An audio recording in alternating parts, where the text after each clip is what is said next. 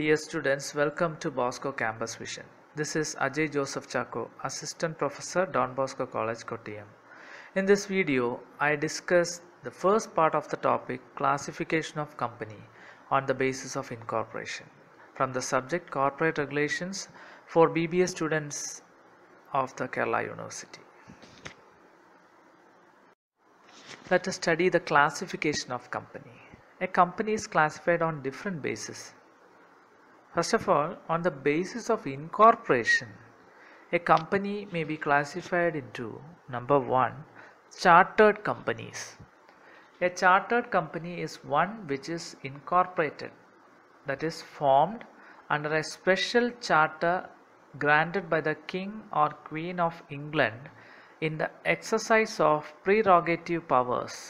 Example, East India Company, Bank of England, Standard Chartered Bank, etc. The chartered companies are governed by the provisions of the special charter under which they are formed. ഇംഗ്ലണ്ടിലെ രാജാവിൻ്റെയോ രാജ്ഞിയുടെ സവിശേഷ അധികാരം പ്രീറോഗേറ്റീവ് powers ഉപയോഗപ്പെടുത്തിക്കൊണ്ട് നൽകിയിട്ടുള്ള charter അഥവാ അധികാരപത്രം ഉപയോഗിച്ച് incorporate ചെയ്ത് അല്ലെങ്കിൽ ഫോം ചെയ്തിട്ടുള്ള ഒരു കമ്പനിയാണ് ചാർട്ടേഡ് കമ്പനി എന്ന് പറയുന്നത്.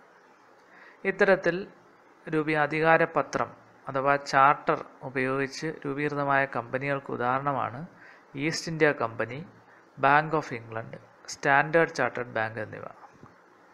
ഇനി ഈ ചാർട്ടേഡ് കമ്പനികൾ അഥവാ അധികാരപത്രം ഉപയോഗിച്ച് രൂപീകൃതമായ കമ്പനികൾ അവ ഗവേൺ ചെയ്യുന്ന അല്ലെങ്കിൽ അവയുടെ ഭരണനിർവഹണം നടക്കുന്നത് ആ സ്പെഷ്യൽ ചാർട്ടറിലെ പ്രൊവിഷൻസ് അല്ലെങ്കിൽ അതിനകത്ത് പറഞ്ഞിരിക്കുന്ന കാര്യങ്ങൾ അല്ലെങ്കിൽ ആനുകൂല്യങ്ങൾ പ്രകാരമാണ്.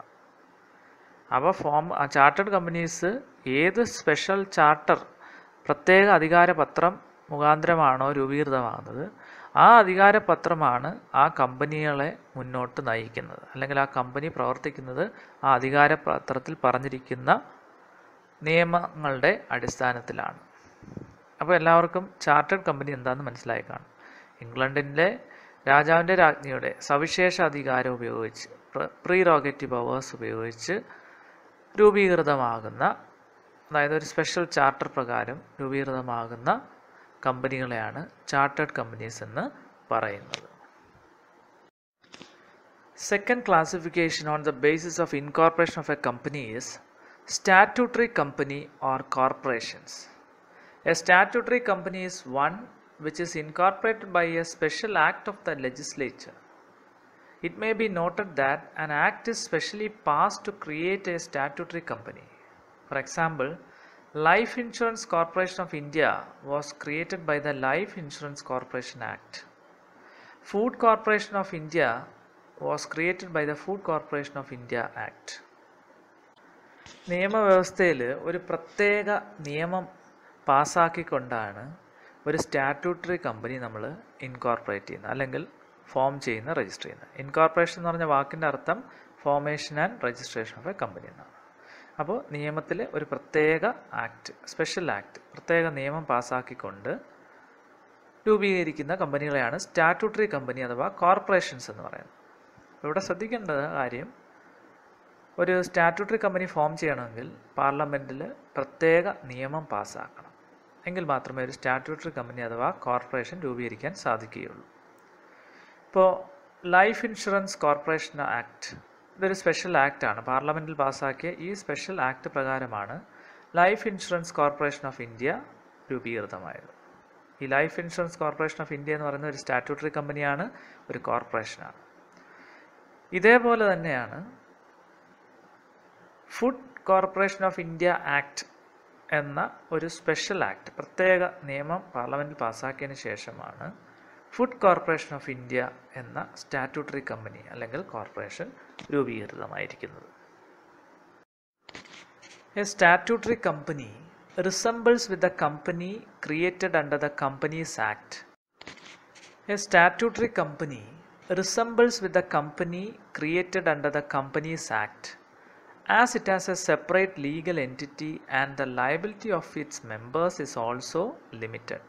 However, It may not be required to use the word limited after its name.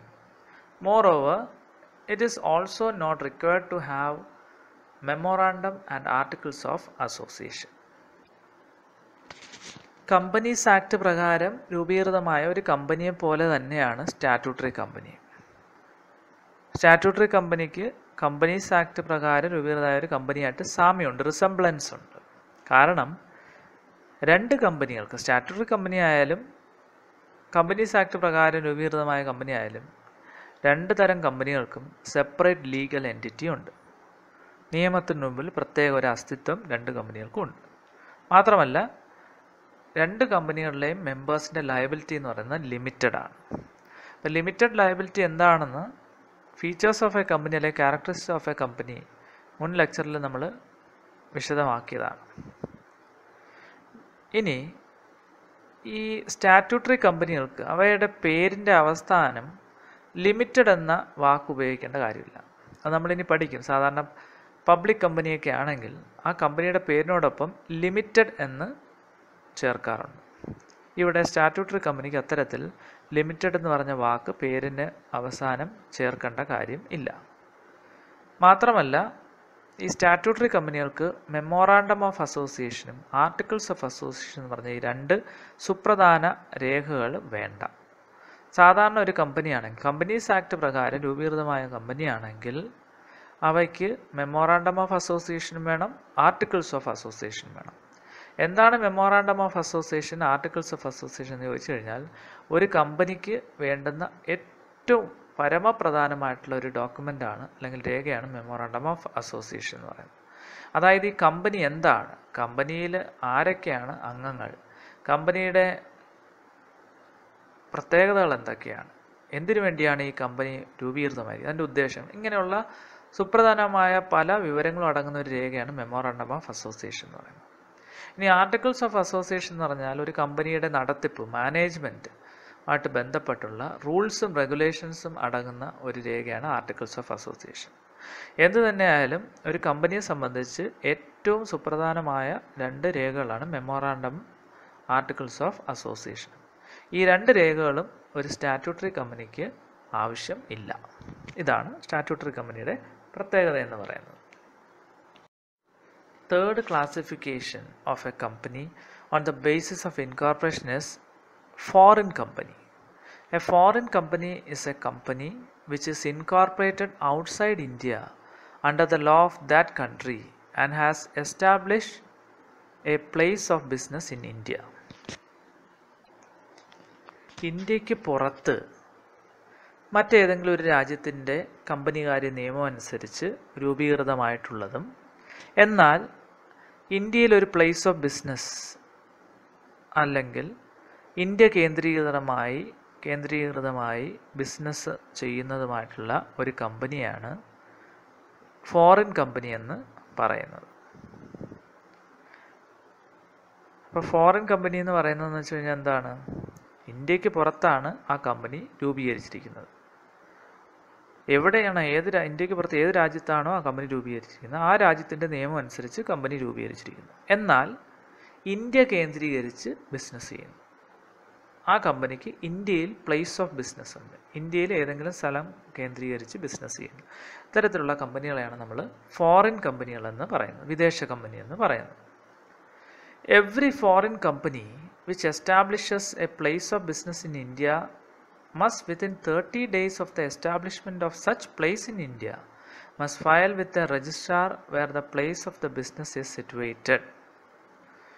അതായത് ഇന്ത്യയിൽ പ്ലേസ് ഓഫ് ബിസിനസ് ഉള്ള ഒരു ഫോറിൻ കൺട്രി, അതായത് ഇന്ത്യ കേന്ദ്രീകരിച്ച് ഏതെങ്കിലും ഒരു പ്രത്യേക സ്ഥലം, ഇന്ത്യയിലെ സ്ഥലം കേന്ദ്രീകരിച്ച് ബിസിനസ് ചെയ്യുന്ന ഒരു ഫോറിൻ കമ്പനിയെ സംബന്ധിച്ച് ആ പ്ലേസ് ഓഫ് ബിസിനസ് എസ്റ്റാബ്ലിഷ് ചെയ്ത് കഴിഞ്ഞാൽ, തരപ്പെടുത്തി കഴിഞ്ഞാൽ 30 ദിവസത്തിനുള്ളിൽ ആ സ്ഥലത്തെ കമ്പനികാര്യ രജിസ്ട്രാറിൻ്റെ മുമ്പിൽ ചില രേഖകൾ ഫോറിൻ കമ്പനി ഫയൽ ചെയ്യേണ്ടതായിട്ടുണ്ട്.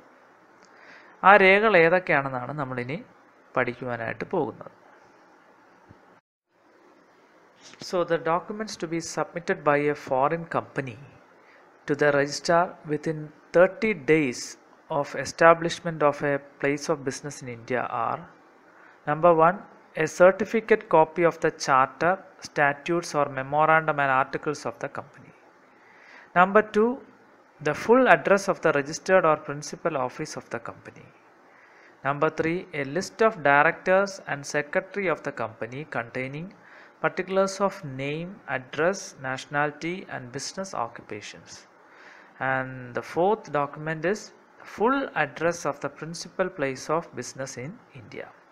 അപ്പോൾ ഒന്നാമതായി ഒരു ഫോറിൻ കമ്പനി ഇന്ത്യയിലൊരു പ്ലേസ് ഓഫ് ബിസിനസ് എസ്റ്റാബ്ലിഷ് ചെയ്തതിന് ശേഷം, ഇന്ത്യയിലൊരു ബിസിനസ് കേന്ദ്രീകരിച്ച ശേഷം, ഒരു സ്ഥലത്ത് ബിസിനസ് കേന്ദ്രീകരിച്ച ശേഷം അവിടുത്തെ രജിസ്ട്രാർക്ക് നൽകേണ്ട രേഖകളെക്കുറിച്ചാണ് നമ്മൾ സംസാരിക്കുന്നത്. ഒന്നാമത്തെ രേഖ എന്ന് പറയുന്നത് ആ കമ്പനിയുടെ memorandum, articles of association, memorandum of association, അതിൻ്റെ സ്റ്റാറ്റ്യൂട്ട്സ് അല്ലെങ്കിൽ ചാർട്ടർ, അധികാരപത്രം, ഇവയുടെയൊക്കെ സർട്ടിഫിക്കറ്റ് കോപ്പി, ഇവയുടെയൊക്കെ ഒരു പകർപ്പ് നൽകേണ്ടതായിട്ടുണ്ട്. രണ്ടാമതായി നൽകേണ്ട രേഖയെന്ന് പറയുന്നത് ആ കമ്പനിയുടെ രജിസ്റ്റേർഡ് ഓഫീസ് അഥവാ പ്രിൻസിപ്പൽ ഓഫീസിൻ്റെ ഫുൾ അഡ്രസ്സ്. ഫോറിൻ കമ്പനി എന്ന് പറയുമ്പോൾ തീർച്ചയായിട്ടും വിദേശത്തായിരിക്കും രജിസ്റ്റർ ചെയ്തിരിക്കുന്നത്. അപ്പോൾ ആ വിദേശത്ത് ആ കമ്പനിയുടെ രജിസ്റ്റേർഡ് ഓഫീസ് അല്ലെങ്കിൽ പ്രിൻസിപ്പൽ ഓഫീസിൻ്റെ മുഴുവൻ അഡ്രസ്സും ഇവിടെ ഇന്ത്യയിൽ രജിസ്ട്രാർക്ക് സമർപ്പിക്കണം. മൂന്നാമത്തെ രേഖ എന്ന് പറയുന്നത് ഈ കമ്പനിയുടെ ഡയറക്ടേഴ്സിൻ്റെയും സെക്രട്ടറിമാരുടെയൊക്കെ ലിസ്റ്റ്, അതിൻ്റെ ഒരു ലിസ്റ്റ് കൊടുക്കേണ്ടതായിട്ടുണ്ട്. ആ ലിസ്റ്റിൽ ഡയറക്ടർമാരുടെ ആയാലും സെക്രട്ടറിമാരുടെ ആയാലും അവരുടെ പേര്, അഡ്രസ്സ്, പൗരത്വം, ബിസിനസ് ഓക്യുപ്പേഷൻസ്, അവരുടെ തൊഴിൽ, ഇവയൊക്കെ അടങ്ങിയ വിവരങ്ങളാണ് നൽകേണ്ടത്. നാലാമതായി കൊടുക്കേണ്ട രേഖ the full address of the principal place of business in India. ഇന്ത്യയിൽ ഏത് സ്ഥലത്താണോ ബിസിനസ് കേന്ദ്രീകരിച്ചിരിക്കുന്നത് അവിടെ ഒരു ഓഫീസ് ഉണ്ടെങ്കിൽ ആ ഓഫീസിൻ്റെ അഡ്രസ്സ് കൂടി രജിസ്ട്രാർക്ക് സമർപ്പിക്കേണ്ടതാണ്. ഇതാണ് ഒരു ഫോറിൻ കമ്പനി ഇന്ത്യയിൽ പ്ലേസ് ഓഫ് ബിസിനസ് എസ്റ്റാബ്ലിഷ് ചെയ്ത് കഴിഞ്ഞാൽ 30 ദിവസത്തിനുള്ളിൽ അവിടുത്തെ രജിസ്ട്രാർക്ക് കൊടുക്കേണ്ട രേഖകൾ. Classification of company on the basis of incorporation will be continued in the 7th lecture. Here are the assignment questions for you. Number 1, what is a chartered company? Number 2, what is a statutory company? And finally number 3, define foreign company. I hope all of you have understood the first part of the topic, classification of a company on the basis of incorporation, quite well. For more information and classes, please subscribe the YouTube channel of our college, Bosco Campus Vision. Thank you for listening.